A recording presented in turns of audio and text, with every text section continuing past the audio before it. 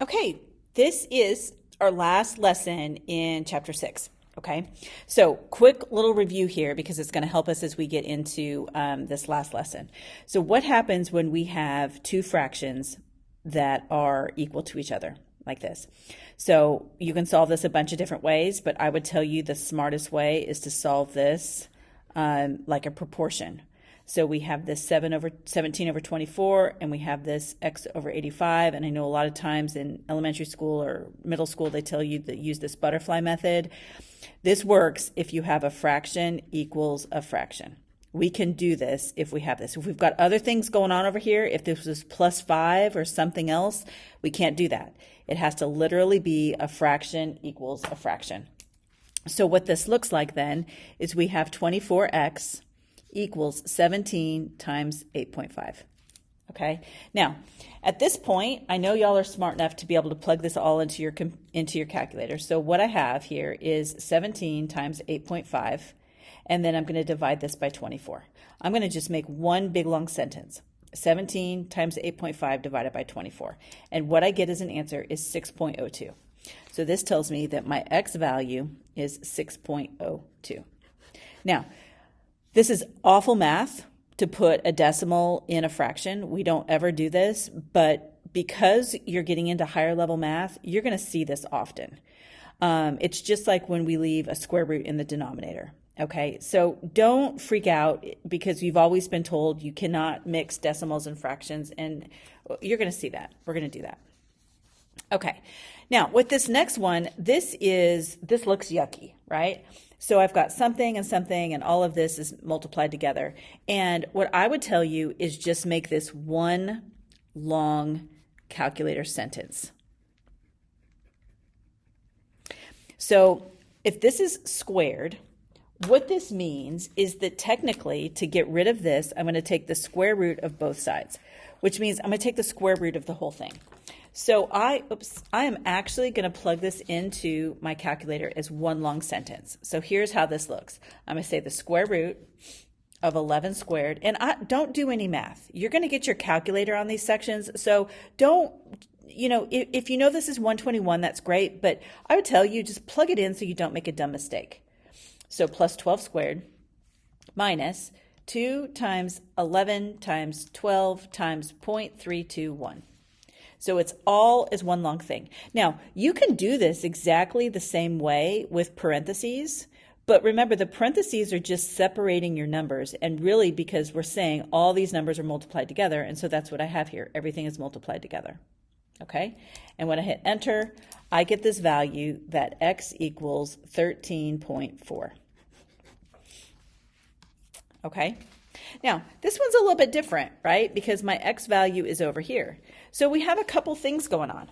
What I'm going to do is I'm going to take this value and this value because they're by themselves, and I'm going to subtract them to the other side.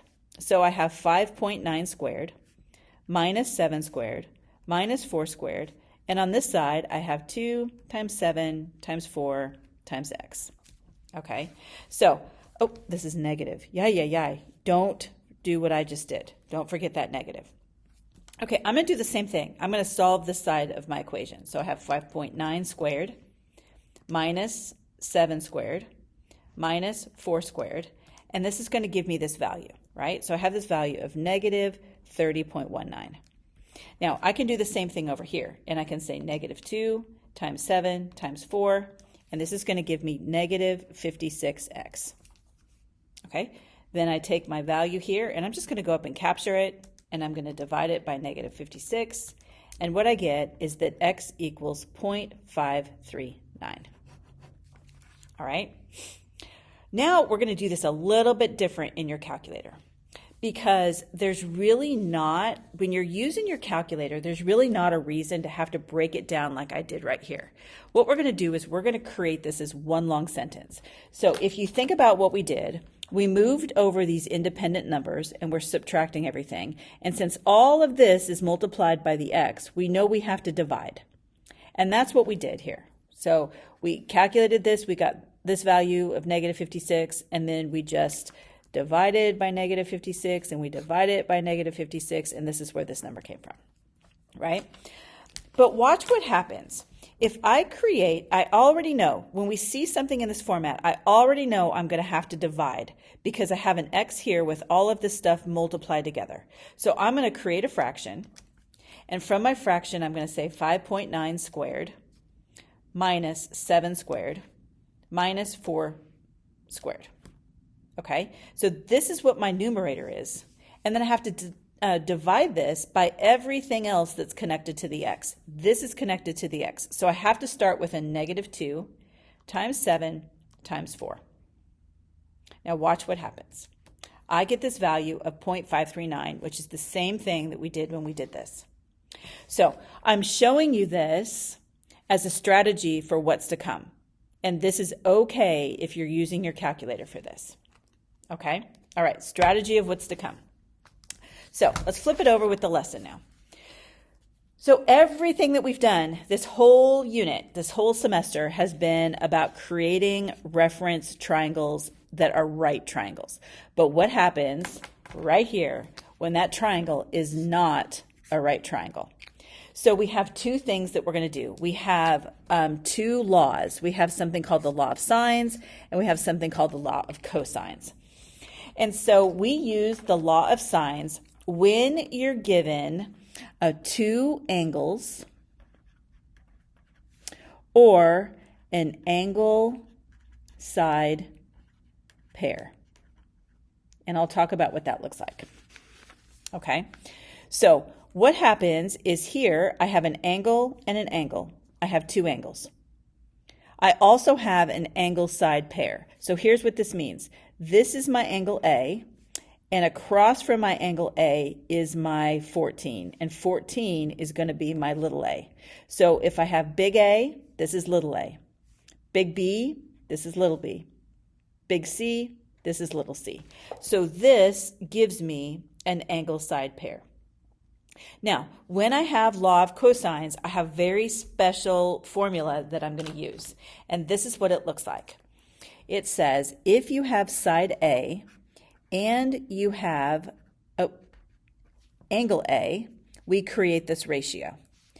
And we say this ratio is equal to side B over sine of B. Law of sines, we're going to use sine. Or sine C over sine of angle C. Now, all of these ratios work. So I have little a and sine of big A. I have sine of B. I want to find little b. So I'm going to plug in these values into this, this formula, and that's why we did this warm-up problem. Because what we end up with is A over sine A equals B over sine B. And if I know three of these values, I can find the fourth one just like we did here. So if I flip this over, let's fill in our chart over here with what we know. We know that this angle over here, that this angle A is 110. And I know that the corresponding side is 14. I know that this angle is 19. And that's all that's given. Now, the easy thing is I can find angle C super fast, right? So I know that I have 180 degrees in a triangle. I'm going to subtract 110. I'm going to subtract 19. And I'm left with angle C being 51 degrees. So I know this is 51 degrees. All right, now I'm going to use my side ratios that I have and create this angle. So the first thing I have is 14 over sine of 110 degrees. This is A over sine A. And this is going to equal B, I don't know B, that's what I'm looking for, over sine of 19 degrees. So now if I cross this out, what I end up with is 14 times sine of 19 degrees. And I'm going to divide that, right? So I have this value here. I'm going to divide that by 14 sine of 19 degrees. And I'm going to divide that by sine of 110 degrees. And what I get is that length B is going to be 4.9. All right, now I'm going to do it one more time, and I'm going to say 14 over sine of A, so this is my A to A ratio, is going to be little c over sine of 51 degrees. I don't have to use B. I can use any of these ratios together, right? So here's what I have. So I'm going to do the same thing. I'm going to put my calculator again. So I have 14 sine of 51 degrees, and I'm going to divide that by sine of 110. And what I get here is 11.6. So let's talk about these results for just a second.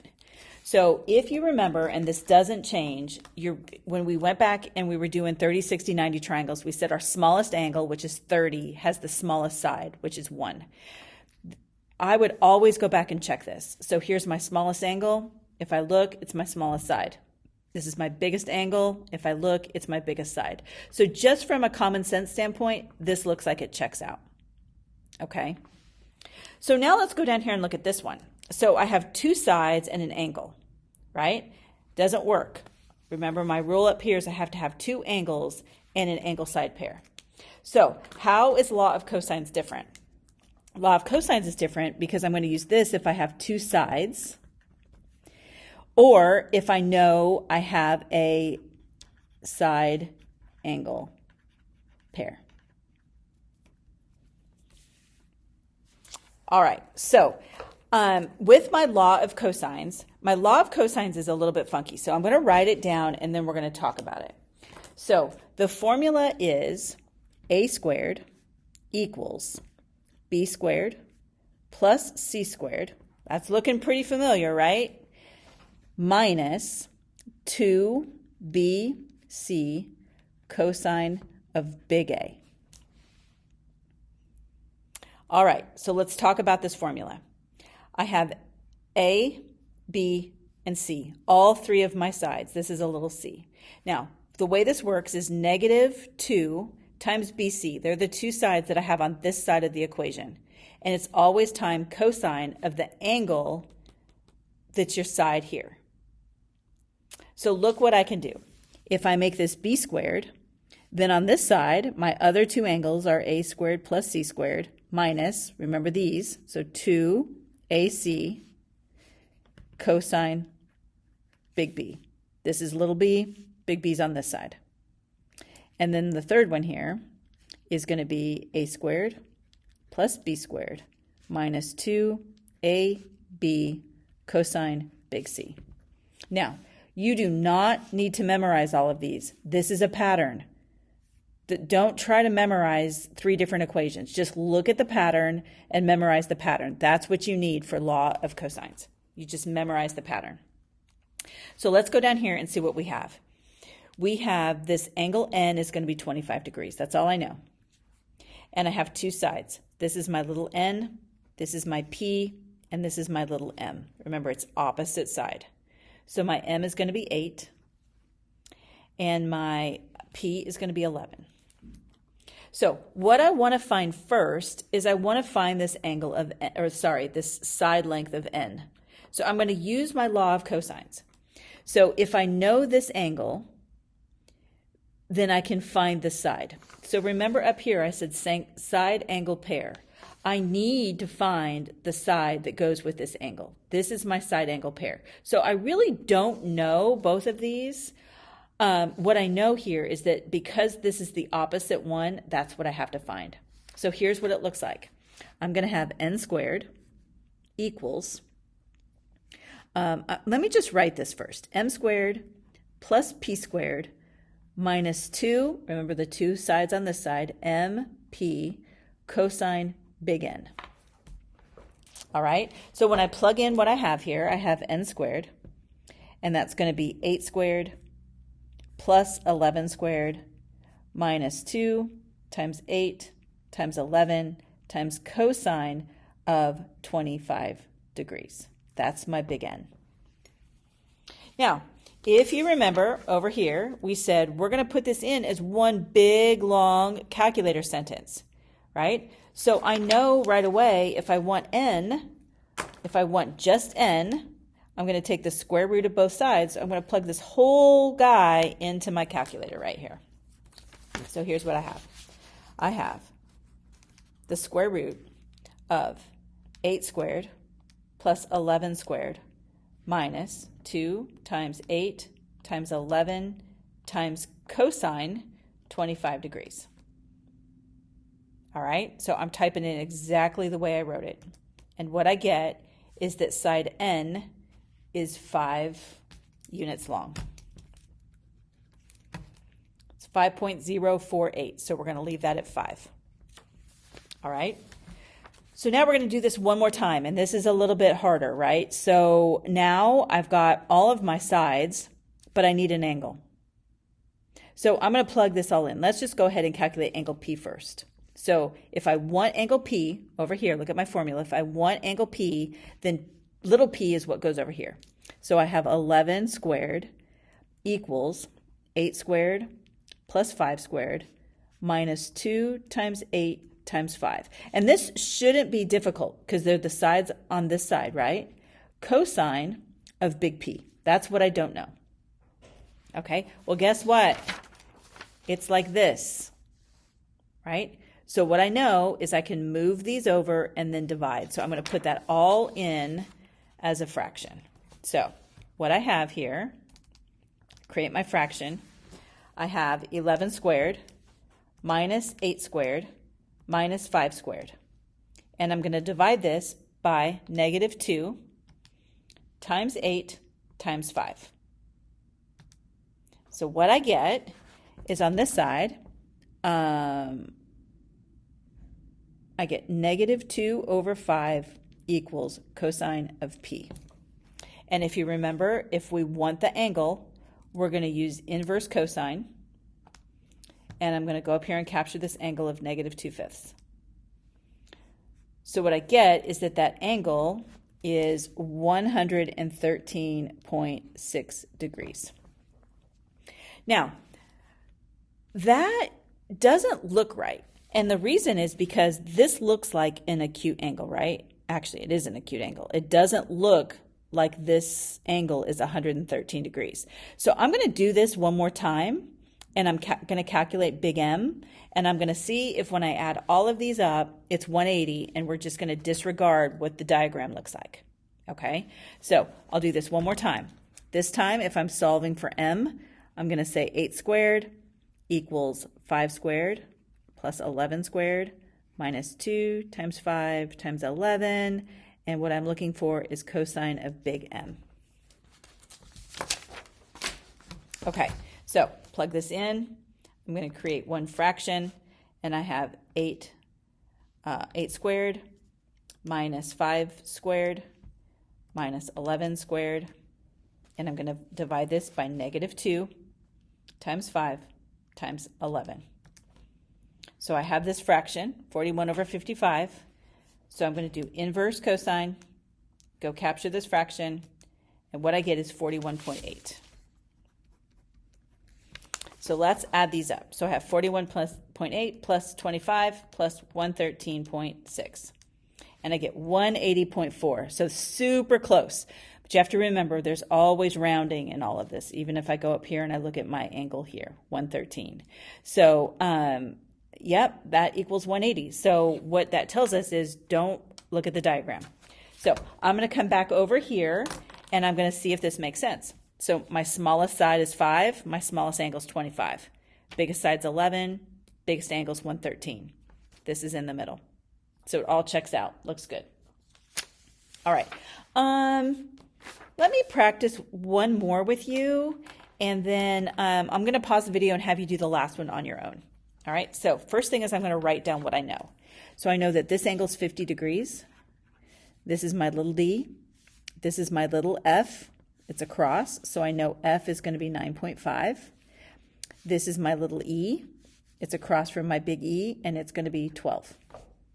So I do not have any side angle ratios. So because of this, I have to use the law of cosines. The only way I can do this. So I'm going to start with this side D because I have this angle. So what I have is d squared equals 12 squared plus 9.5 squared minus 2 times 12 times 9.5 times cosine of 50 degrees. Now remember with this, I'm going to take the square root of both sides, and this is going to give me little d. So I plug this all into my calculator. Let me clear this all out. Square root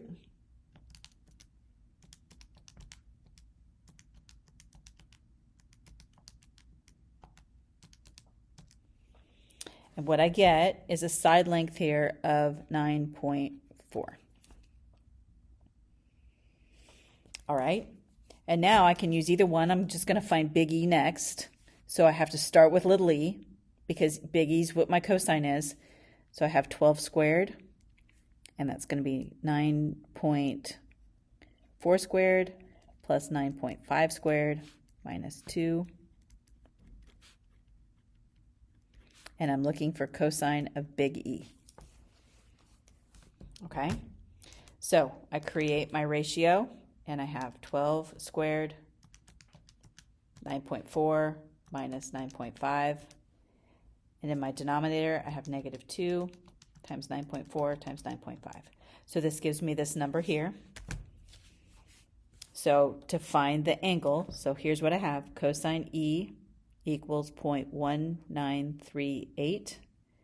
So I have to use inverse cosine,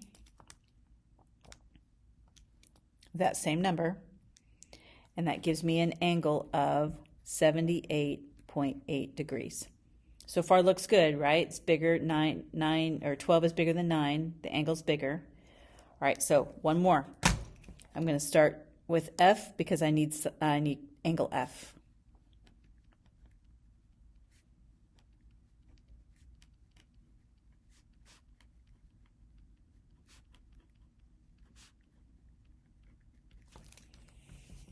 And what you might see now with this is, you might be to the point where you don't even need to worry about typing or writing down this whole thing. I caution you, though, you don't want to just make a mistake.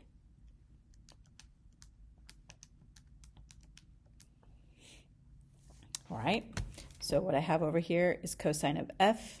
It's going to be 0.6299. So inverse cosine, capture that guy, and I get 50.96 degrees, or right at 51 degrees. Wow, look at that. So 9.4 and we had 50, and this is technically, I'm just going to say 51 degrees, and I have 9.5. So that looks pretty spot on to me, okay? Now, remember any error that we have in here, if I add this up, I can see that it's going to be just a little bit less than 180. So if I have 50 plus 78.8, plus 51. This gives me 179.8. And remember, all of that error that you have, the reason it's not exactly 180 is because of rounding errors. Okay, I'm going to pause the video. You try this last one on your own. We have 3 sides. So because we have 3 sides, it's going to be law of cosines. So go ahead and try that, and then I'll pop this back up. Okay, I went ahead and wrote this out. Go ahead and pause the video if you look at it, and here's what we ended up with. All right, we'll see you in class.